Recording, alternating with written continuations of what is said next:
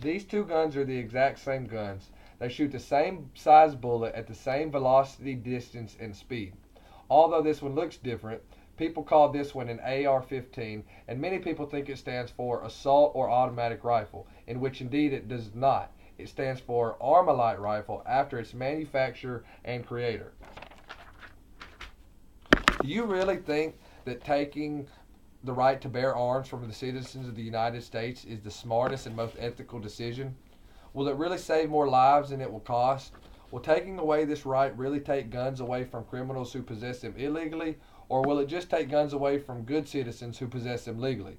It is vital that the Second Amendment is in the Constitution and remains there because it's our constitutional right, and it ensures that we keep weapons in the hands of good, law abiding citizens to give defense against criminals, illegal aliens, and the government. Gun ownership is protected by the Second Amendment, and it's an American tradition that dates back to before the country itself. Any new gun control laws would infringe upon the right to bear arms. Lawrence Hunter, chairman of Revolution PAC, stated, "The founders understood that the right to own and bear arms is as fundamental and as essential to maintaining liberty as are the rights of free speech, a free press, freedom of religion, and the other protections against government encroachments on liberty delineated in the Bill of Rights." Senator Ted Cruz of Texas, Mike Lee of Utah, and Rand Paul of Kentucky wrote that they would oppose any legislation that infringes on the American people's constitutional right to bear arms or on their ability to exercise this right without being subject to government surveillance. According to the National Rifle Association, guns are used for self defense about 2.5 million times a year.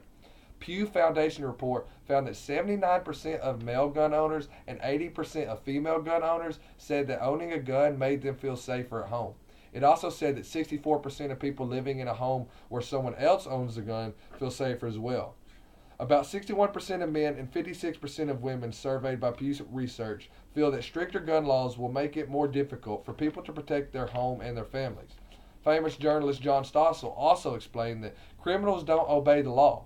Without the fear of retaliation from victims who might be packing the heat, criminals in possession of these weapons now have a much easier job. And as the saying goes, if guns are outlawed, then only outlaws will have guns. On May 9, 2013, 48% of convicted felons surveyed admitted that they avoided committing crimes when they knew that the victim was armed with a gun. Firearms were the 12th leading cause of death for all deaths between 1999 and 2013, responsible for 1.3% of deaths with 464 deaths.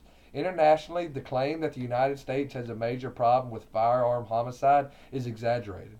The United States is ranked 28th in international homicide rates, with only 2.97 gun murders per 100,000 people. A study given on November 6, 2013, found that between 1980 and 2010, assault weapon bans did not significantly lower murder rates at the state level. And states with restrictions on the carrying of concealed weapons had higher gun related murders. John R. Lott, Jr., Ph.D., the author of More Guns, Less Crime, and Understanding Crime and Gun Control Laws, stated that states with the largest increase in gun ownerships also have the largest drops in violent crimes. The effect on concealed gun laws on these crimes, where two or more people were killed, has been dramatic. When states passed these laws, the number of multi-victim shootings declined by 84%. Deaths from these shootings plummeted on average by 90%. Injuries by 82%. And as Wayne Lapierre, Executive Vice President of the National Rifle Association, stated, the only thing that stops a bad guy with a gun is a good guy with a gun. Many of the countries in the world with the guns with the Many of the countries with the world's lowest gun ownership rates have the highest suicide rates among the 71 countries with available information. In contrast, the United States has the 26th highest suicide rate with 12.3 suicides per 100,000 people, and the highest gun ownership rate, 88.8 guns per 100 people. Jim Barrett, the author of TheTruthAboutGuns.com, stated, the theory that restrictions on elimination of guns would have a positive effect on the overall suicide rate in the U.S. does not hold up under scrutiny. 95% of all gun owners believe that children should learn about gun safety. Guns don't kill people, people kill people.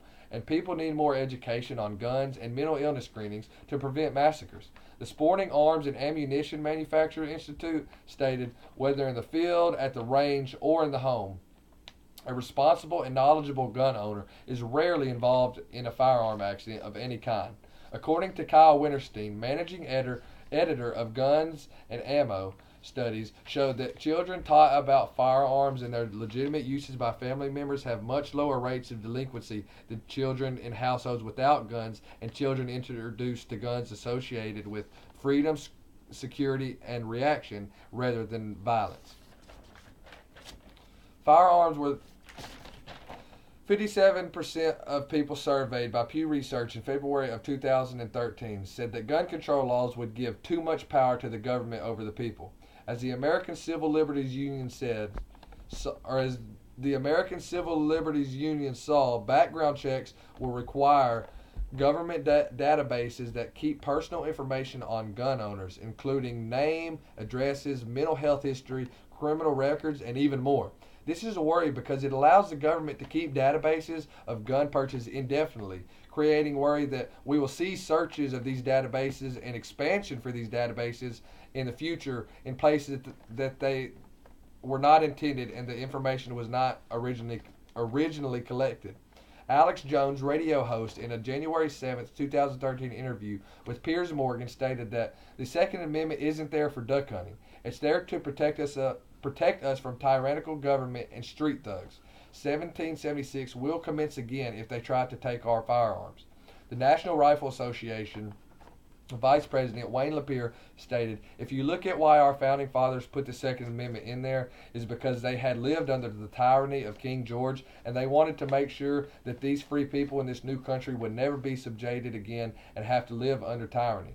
Daniel S. Schultz, lawyer, stated the founders of this country understood that well-regulated militias, that is, armed citizens ready to form militias that would be well-trained, self-regulated, and disciplined, would pose no threat to their fellow citizens, but would indeed help to ensure domestic tranquility and provide for the common defense. The Libertarian Party stated, a responsible, well-armed, and trained citizenry is the best protection against domestic crime and the threat of foreign invasion. Counsel for the NRA stated, it is evident that the framers of this Constitution did not intend to limit the right to keep and bear arms to a formal military body or organized militia, but intended to provide an unorganized armed citizenry prepared to assist in the common defense against a foreign invader or a domestic tyrant. Marco Rubio, U.S. Senator, spoke about gun control laws during his 2016 presidential campaign, and he stated, if God forbid ISIS visit our lives, our neighborhood, our school, any part of us, the last thing standing, the last line of defense could very well be our ability to protect ourselves.